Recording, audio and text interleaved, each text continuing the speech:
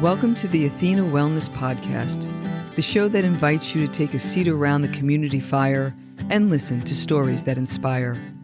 I'm your host, Kathy Robinson, author, coach, and founder of Athena Wellness, a company that's dedicated to supporting you on your journey to live more wholeheartedly.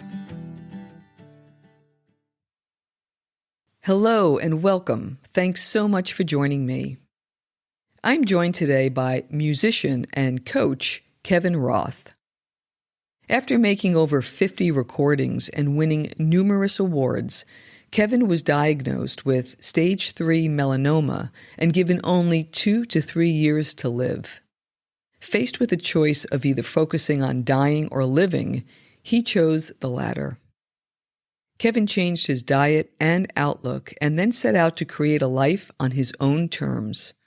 He's been cancer-free since 2016 and has devoted his life to teaching others to change their lives as he continues his daily practices to live in a way that brings health, balance, and success.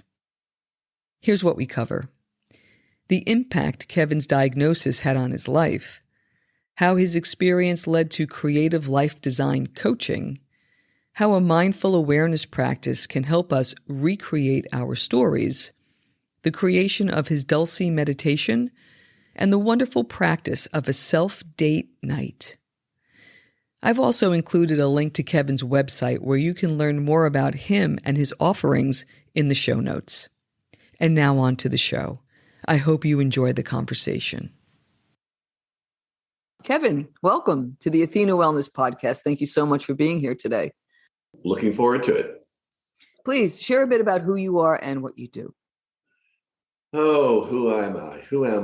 That's a big question. We start big. We start big. So I'm a musician. I have about 50 albums out on the dulcimer. Kevin Roth Music tells you all about that. And in 2015, I got diagnosed with a stage 3 melanoma cancer and was given a death sentence, which obviously was wrong. But through that experience, a few years later, when I moved to California, someone suggested I become a life coach, which I didn't even know what it was. And then I looked it up and I thought, no way in hell do I want to be a life coach. So I actually became a teacher / life coach. I call it creative life design. And I teach from my experience of how I survived a death sentence, how I reevaluated my life, how to be happy, what happiness is. And I'm a teacher, really, coach. So I have people from kind of around the world contact me, and I work with a handful of people. And I tell them what I know and how they can create a life that they really love based on who they are, which, interestingly enough, changes as we go along. That's something that you're never taught, how fluid life can be, right? Yeah, we're born innocent and sweet and connected to the absolute, or God, or consciousness, or Buddha, or whatever you want to call it. And then we get raised with a certain amount of values and dysfunctionalities, and we buy into this story, even though many times it's not at all who we are. Now, if we're lucky and we're supported for who we are and encouraged to be who we are, that's pretty good. So for me, musically, I was always supported because I had a lot of talent, which is why I was successful at it. I was not supported in other areas, which is why I was, for a long time, not successful. So my life didn't really start to get happy till I was, about 58. And I had money, I had fame. That didn't do it. And then I thought, well, I'll fall in love. And that illusion lasted about a year. And then I got hit over the head with cancer. And I said, well, this is interesting. This is a death sentence. So now what do I do with the, quote, remaining 2 years? So that was a big nosedive. Yeah, I want to talk about that a little bit. We all, I think, can think about those life-turning moments, but when you're dealing with life or death, that's really a binary choice, right? There's not a lot of gray there, right? Let's go into that a little bit of what life was just before walking into that doctor's office. I'm guessing that there was a moment of and a period of time where there was just confusion and then you had some clarity. So can you kind of take us through that? Well, that's a great question. So in 2013, all hell broke loose. My 9-year relationship ended. My little interesting retail store that I had started because I didn't want to be in the music business anymore almost bankrupted me. My father, who I was very close to, died. And then I moved to Kansas from Florida to live with a sister, which was a big mistake because although we love one another, we were very different people than when we first lived together. So I got an apartment, tried to figure out what I was going to do with my life. And then on a routine dermatology appointment, boom. So, I not only hit bottom, I went through it. And I didn't ever expect to hear that this little freckle on my nose was stage 3 melanoma. So what happened is they misdiagnosed it as something called in situ. So they said that it wasn't melanoma, which it was. And then a couple months afterwards, I found a lump under my chin. And then I went into the doctor's office and they said, we need to do a biopsy. They did the biopsy. I got a call on a Monday morning and saying, I got bad news, Mr. Roth, and we need to remove this and we need to x-ray you top to bottom, MRI, CT scan. So I swallowed a bunch of Xanax and went through that day. And then the test results came back. And then I went into the doctor's office. So this is where it gets interesting. I looked online at all the oncologists in Kansas, and there were a lot of them. And there was one guy that I liked based on his picture, just his vibe, and he wasn't taking new people. So I ended up with this woman, and she scheduled CAT scan and the MRIs. And then I went into her office to get the results with my sister. And I told her, I said, be prepared because this is probably the end. And the doctor threw the scans up and she said, almost like she was just talking about the baseball game or the concert she went to. She said, so the cancer hasn't spread anywhere. So I want you to go see this doctor now. I said, well, then why do you want me to see this next doctor? And she said, because you should have your lymph nodes removed. And I said, why should I do that if there's no signs of cancer? And she said, it's protocol. And I said, my name isn't protocol. And if you can't find cancer, I'm not having anything done. And she said, well, it's in your system microscopically. That I can guarantee. And I said, well, I can guarantee you then you can take everything out. So I left angry and I went to the receptionist to check out. And on the desk was the oncologist that I wanted. His card was there. And I said, oh my God, does he work here? And they said, yes. I said, I want to see him. And they said, you can't because he's not taking patients. And I said, well, I'm not leaving until I see him. So they found an opening the next morning. I went in to see him, and he was the only oncologist that agreed with me and said, we shouldn't do anything. There's no signs of cancer, but there's a 70% chance it will come back within a year.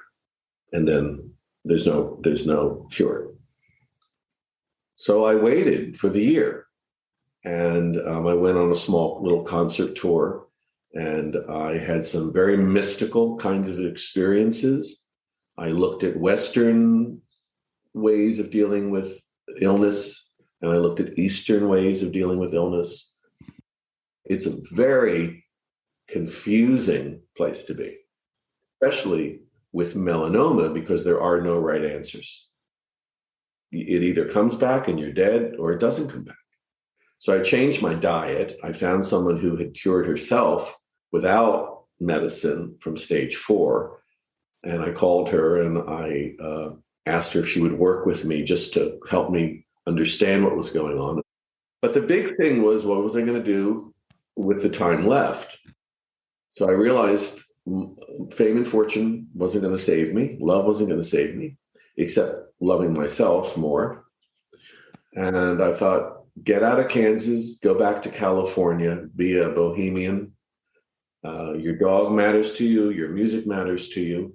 And if you're going to die, at least in California, you can be assisted with that. Because in Kansas, it's not legal to have somebody help you die. You can buy a gun and kill somebody, but you can't do that. So that's what I did. And a year came, and I said to my oncologist, I'm leaving. And he said to me, we should do a CAT scan. And I said, why? And he said, because you'll know what's going on. And I said, well, if you find something, is there any cure? And he said, well, no. He says, then why do I want to know? And he said, so you can plan your life. And I said, what life? Because this past year, this isn't life. I said, I'm leaving. He actually laughed and he said, my family has the same idea that you do. And he said, you'll know if you're sick. Mm. The only thing I'm going to tell you is that if you're tired, get rest.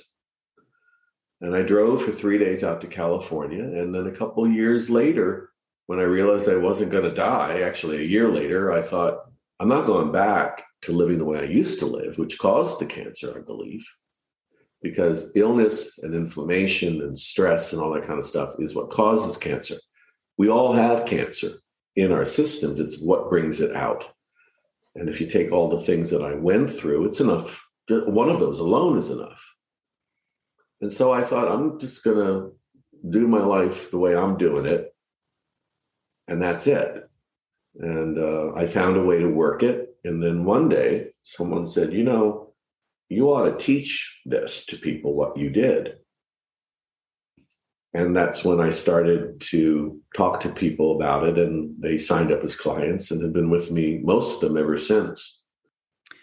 Now, that is quite a story. And I think about these, like this dark night of the soul where you get this kind of information and then you get to choose. And you chose whether or not you wanted to follow quote unquote protocol, which is an amazing way to present options to somebody who's dealing with these kinds of choices, or to do something else. And it's very difficult to shut out the protocol way because that's part of culture. That's how we're raised. That's what we're supposed to do.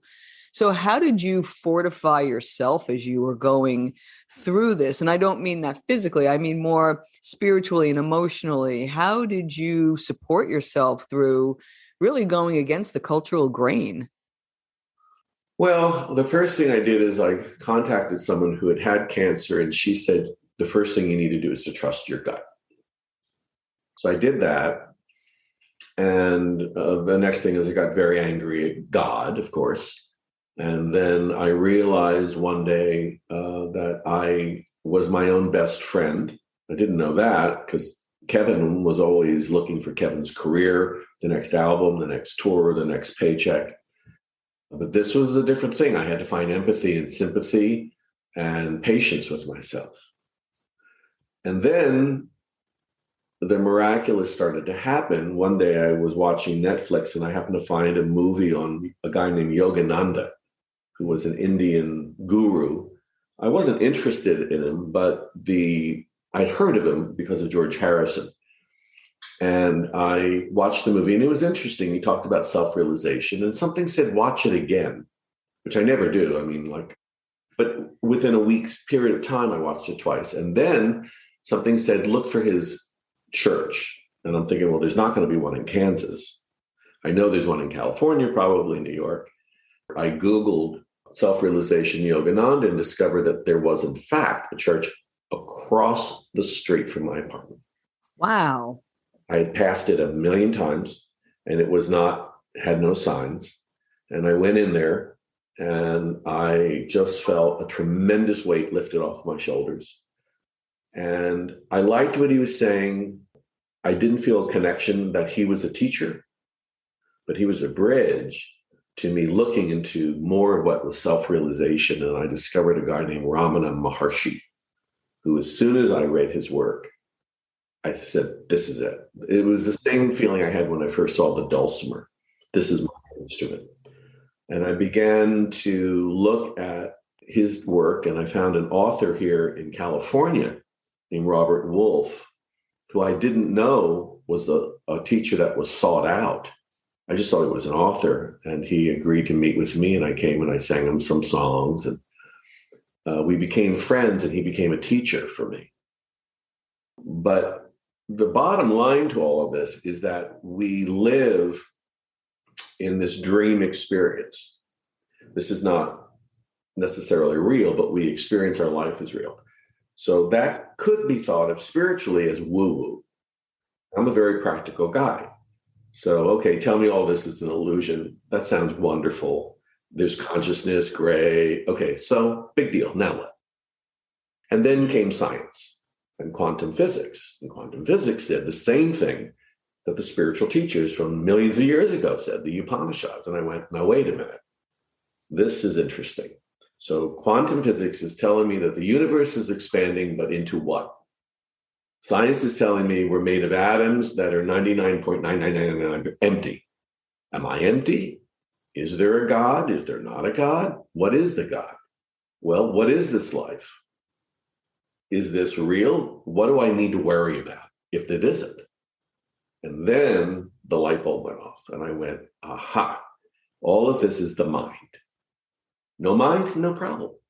And then I began to say, I don't need to worry about this anymore. I don't need to worry about how I'm going to pay the bill. The bills somehow or another always get paid. I don't need to worry about other things that used to take up my energy. So what I teach people is that when you replace what doesn't work in your life with what does work, you don't go back to what doesn't work, right? Why would you do that? So eventually, as I got more understanding spiritually and practically, things began to drop off. For people, let's say, who have an addiction to, let's say, overeating, emotional overeating, when your emotions are calm and you can look at something and say, look, this is how I worked cancer out. So this is how I'm going to work this out. I'm going to go for mindful awareness, surrender it. I'm going to feel it out. I'm going to have some wisdom about it. I'm going to have patience. And I'm going to see, it's like a bubble. It's gone. So, people experience this. Let's say if you're in a really bad mood and the phone rings and it's a friend you haven't heard from in a long, long time. In fact, I'm just writing about this in a book I'm writing. Suddenly, hey, how you doing? The big thing that was about to destroy your life, where did it go? Your friend called, oh, this or that. They may ask, how's your life? Oh, my boss is a pain in the ass. But that was it. Before the call, you were going to kill him. It doesn't mean anything. What does mean something is the recognition, I'm unhappy in my job, and I deserve to be happy, so I'm going to make a plan. I'm going to know what matters, why it matters, so I can stick to it. And I'm going to have a game plan that I can work at consistently, because when I do that, I feel better. I feel more in control, and my life is pretty happy. I call that not worrying about things that are above my pay grade. And so I love the way that you describe that. And that term mindful awareness, you've talked about that as ways that we create stories, which you've touched upon. But can you share more about that on how we can, when we catch those moments, how can we reshape that? How might we be able to work with those moments? Well, you have to know, one of the first things I ask any new client is, what don't you want? Not what do you want, is what don't you want? And you learn through mindful awareness with practicing that I like this feeling and I don't like that feeling. So it makes you aware of what works for you and what doesn't. And when you say, this isn't working for me because it's causing me unnecessary stress, so I'm going to not do that. And instead, I'm just going to do this instead, which is not stressful, leads practically to the same conclusion, and it's easy. Once you get a taste of that, that becomes a habit. Now, it does take work. So every morning, I have a routine where I sit and I have a little brown book. In fact, here it is. And I have on one page who Kevin is. There's the Kevin, the warrior, and there's the Kevin from heaven. the guy who survived cancer. And I say, this is the story that I want to create for Kevin today. I'm going to do a podcast. I'm going to do this. I'm going to work on my book. I'm going to surrender everything. So I did this subconsciously with my career when I was 13. I imagined a recording career. I imagined playing on the stages and singing with my heroes, Peter, Paul, and Mary. So my focus was always on that. And what you think about comes about. So I got a record deal. I had a TV show. I all of those things that were successful. I wasn't happy because what I was really looking for, and what everybody's really looking for, is that connection to their spiritual core. When you watch near-death experiences, people talk about that. They say, oh, I felt like I was home. I didn't want to come back to the earth. So there is this sense that there is like a mother or a father major figure, but it's not there. It's already here. You are what you're seeking. It's like a fish in water in the sea saying, I've heard about this incredible thing called water, and they keep swimming around looking for it. Mm-hmm. How has your connection with your own purpose and why you're here, how has that shifted? Well, that's another really great question. I was 2-3 years ago, I guess I was sitting at a stoplight, and this moment popped into my head, which said, how did you and why did you survive a 70% chance of dying? And what came to me almost immediately was to teach what you've learned. It's not just about your music or your career. You need to teach what you've learned. Now, what I've learned is very, very spiritual, but I do not want to be called a spiritual teacher. But I know that it works because I've lived it. And I know that it works for my clients because if they do what I ask them to do, their lives change. So I teach from experience. It's a joy to do that because I live authentically. And that's why I don't have a need to go out and make a new album and go on a concert tour. What I desire to do is to talk to people using my music at the end, of course, in ways that can tell them that you don't need to be unhappy and that there is another way to do your life. And you don't have to wait for a diagnosis of cancer or something to have an experience, that's going to be damaging. For me, I obviously needed that. That was my spiritual wake-up call with cancer. All you need to do is to look at yourself and say, am I happy? Why and why not? What can I do about it? Do you think there were other times before that diagnosis where you were trying to get your own attention, but you weren't able to hear it? Yes, but I was always spiritual and I always had things happen, but I didn't get it, so I kept plowing along my own road. And like I said, I thought if I had fame and fortune, that would be happy. And then I thought love would do it. But the cancer did it because I was given a death sentence. It wasn't the kind of a cancer that was like, okay, we're going to give you 6 weeks of chemotherapy and a couple of radiation, and there's an 80% chance. This was like, there's no chance. So it makes you wonder, well, why did I survive?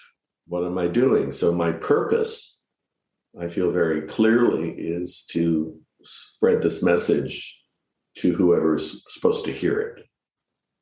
It's wonderful because it's almost like the philosophy is more of a dance. You had this vision that you held, but how you got there was more fluid.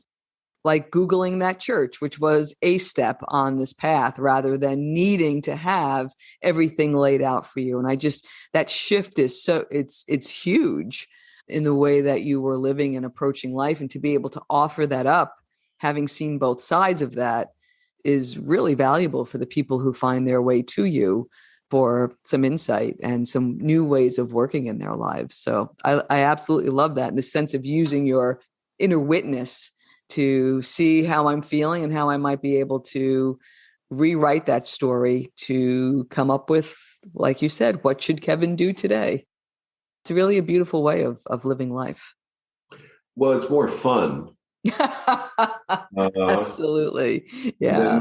When you get into, the practical aspects, when you get past that and you look at the spiritual scientific aspects, life really shifts, because in most people's world, this life is real. So in normal day activity for most people, the spiritual and the scientific is like woo-woo. But the more you study it, the more you contemplate it, and the more it becomes integrated into your everyday life, like, oh, God, this does make sense. The woo-woo is the real, and this is not. And that's like, it's like a Twilight Zone shift. I call it a bad cosmic joke, because it's all about the mind. And there are questions upon questions upon questions which get answered, but you have to dig. You have to dig. I get the sense that you've always had a more intuitive side, but maybe have discounted it or maybe didn't trust it. Is that a fair assumption? And if so, how did it come to play more of a central role in your life? Actually, I never didn't trust it. My life was odd from the beginning. I mean, after my sister was born, my mother had her tubes tied, and then 2 years later, I was born. And ever since I was young, I was aware that there was some sort of a bigger substratum, but I didn't know what it was. I didn't feel like this was real. I felt like that I was dumped off at some summer camp that I didn't ask to be dumped at. But I did see 3 stages of my life in the future. I saw that the first part of my life would be very difficult, which it was, for all kinds of family dysfunctional reasons, plus the fact that when you're born spiritual or intuitive, it's not the average kid on the baseball field. The second part would be equally as difficult, but very successful, which it was. And the third phase, which is what I'm in now, would be happier and successful, but none of that would matter, because I would hopefully, and I'm hoping that this does work out, and I don't like the term spiritually enlightened, but enough so that when I leave the planet, I can leave all this stuff behind. I can look at it and say, okay, well, that was interesting. I don't need to go to summer school on this one. I got it. That's my only desire, is to do that, and that's what everyone is looking for. Everybody's looking for that. So beyond just lessons learned, you're saying more of a finality of really moving on in whatever the spiritual evolution is. Yeah, and I don't believe that there's any moving on to any place.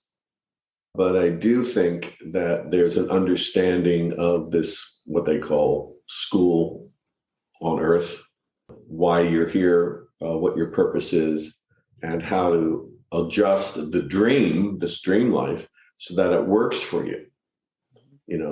Instead of working against you. So if you can figure that out, you figured a lot out. And if you follow your inner guidance, you'll learn to trust it with surrendering. It's all about the surrendering of it. And you just trust it, and you see that things work out, better than driving the bus. Mm-hmm. Absolutely. You mentioned that you were writing a book. I believe it's called The Longing. Can you tell us a bit about what it is and what the project's all about? Yeah, well, that's a working title. I don't know what it'll be called. It's a very interesting book because it's not long. It's very to the point and very practical. So the first part of it is a little bit about how the book came to be written and my story, but I don't focus on my career very much. It's just, this is what happened and this is why the book has come about. And then I talk about things like knowing what matters, why it matters, what your game plan is, and how to put that into action and the steps. And I talk about finding balance, emotional, mental, physical, and spiritual. And when one is out of balance, how to put it back into balance. Of course, there's a topic on surrender and how to do your, quote, life practically. So that you get it working. You get it. Okay, this is working, and I'm humming along now. Okay, I can't run the marathon, but I'm walking pretty fast, not quite jogging. And the second part is, once you have your, quote, dream life down, then who are you really? And that gets into something called non-duality of Veda Vedanta, which basically says who you are is not who you think you are. So who you really are is what people would call God. But I assemble it with scientific backing. and the spiritual backing. And then once you get that, then in the book it says, okay, now how do you work with this, with what you've learned? How do you blend it? And then the final part is something very, very, very deep and mystical called ajata. And that is too much to go into, but in a nutshell, it's like, okay, you first thought that your life was this, and now you found out that your life is really not who or what you thought it was. Now I'm going to show you that everything is completely empty, which is something that very few people even want to approach to hear, but I found it to be true, so I include it. And that's, again, part of quantum physics. This is nothing new. But what self-help books don't do is they don't tell you, okay, I get the information, but now what do I do with it? So the book is also a workbook and a guide. Wonderful. I'm curious, it's a little off topic, but given everything that you've said, why do you feel that we're here? Why is Kevin here? Not only why did you survive cancer, so not your purpose in this life, but the purpose of life overall.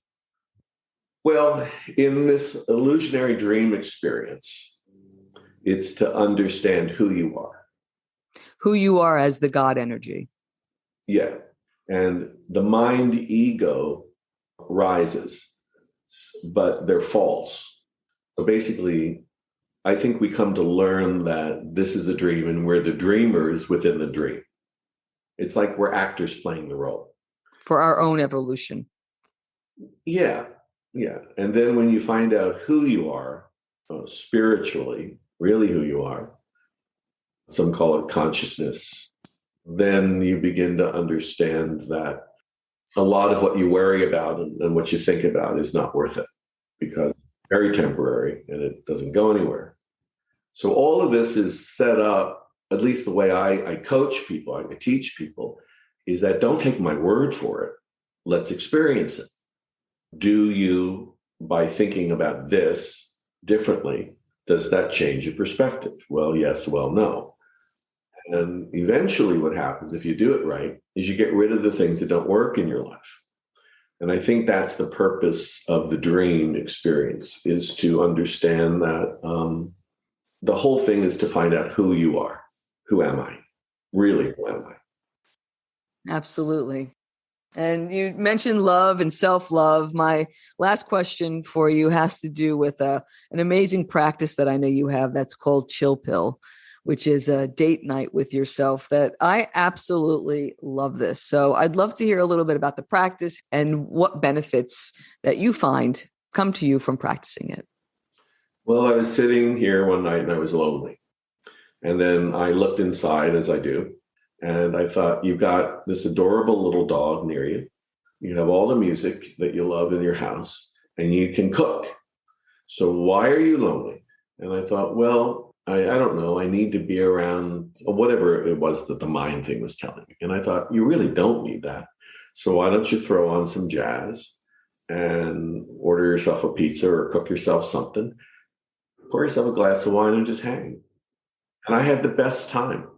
And I thought, well, that's great. The similar thing happened last night. I was out with somebody and they were talking to me about how they want to find a boyfriend and, the criteria of what they're looking for and all this kind of stuff. And I was sitting there, I was having my little drink and I was thinking, thank God I'm free from all of this.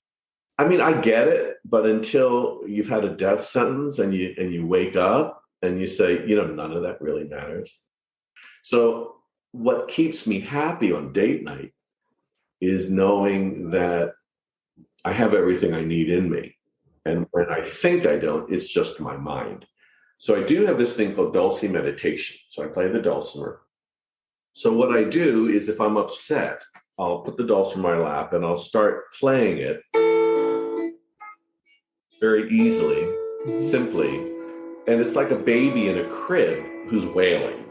So the mother comes along and they put this toy that hangs over the crib and the kid hears this little thing and the kid's mind shuts up and it stops wailing.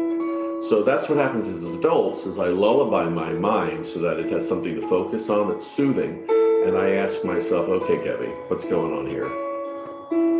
and the mind is going with the music, and I say to my mind, okay, come to daddy and let me kiss it, make it all better, Kenny. What's wrong? And I'll say, I'm lonely. And I'll say, why are you lonely? I love you. We'll give you some of that anchovy stuff you like on the pizza.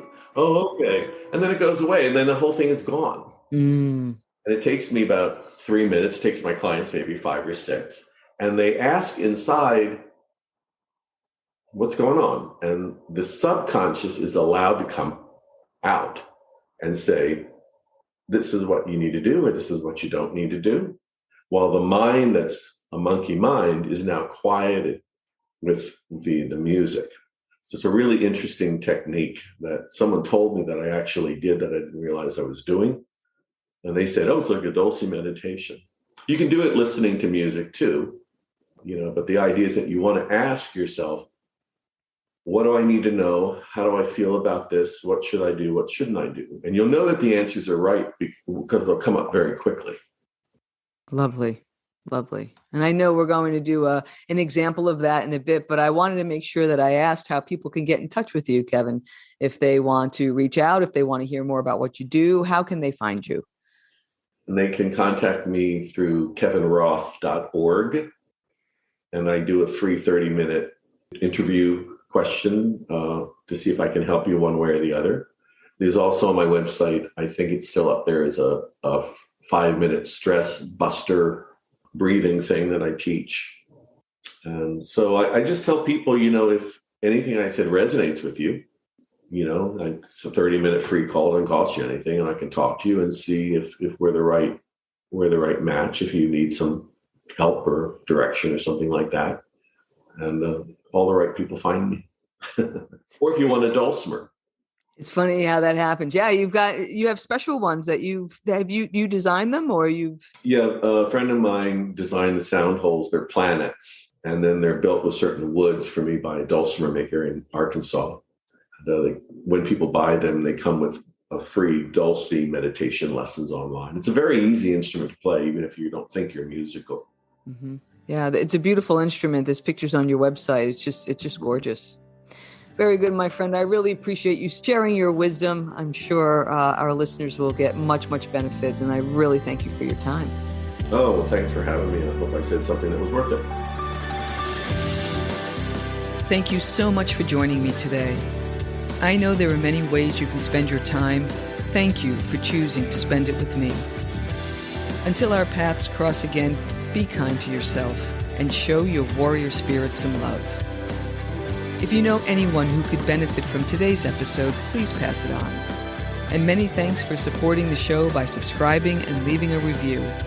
It means a lot, and it helps others find their way to our circle. If you'd like to access the show notes, have a question you'd like addressed on a future episode, or would like a transcript of this episode, visit www.athenawellness.com/podcast. Until next time, be well.